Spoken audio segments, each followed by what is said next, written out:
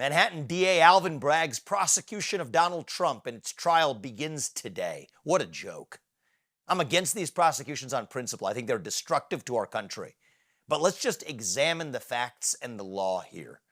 Alvin Bragg effectively is prosecuting Donald Trump for making hush money payments, allegedly, to Stormy Daniels, and then paying Michael Cohen in a means that Alvin Bragg thinks is falsifying business records. Well, first of all, falsifying business records in New York is a misdemeanor, not a felony, and it falls outside of the statute of limitations, meaning it happened so far long ago that Alvin Bragg can't bring the case unless he charges it as a felony, which requires an underlying crime that he's advancing by falsifying those business records that was also a felony. Here's where the legal stretch really begins.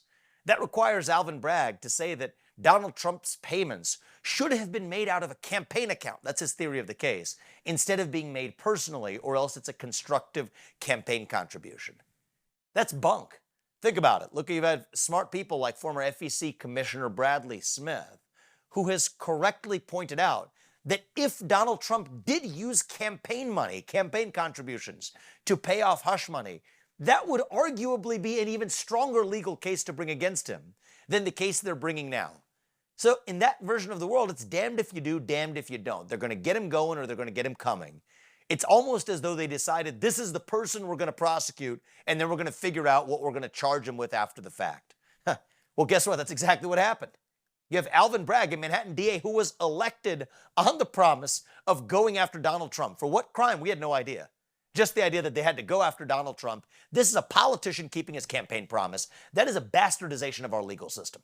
That's not how we do things in the United States. And that motivation accounts for why this case is so weak and emblematic of the other prosecutions that have since followed against Donald Trump. I think Trump is going to prevail, but most importantly, I hope we move beyond this phase of our history where you have one political party that thinks it can use the legal system to prosecute its opponents. The same shoe can fit the other foot, and if we keep going down this direction, we're not going to have a country left. In the complete absence of a legal argument, even, to bring this case against Trump isn't just embarrassing to Alvin Bragg, it's embarrassing to our country. I hope Donald Trump not only prevails in this trial, but that we prevail as a country to move beyond this phase of our national history. That's what it's going to take to reunite and rebuild this nation.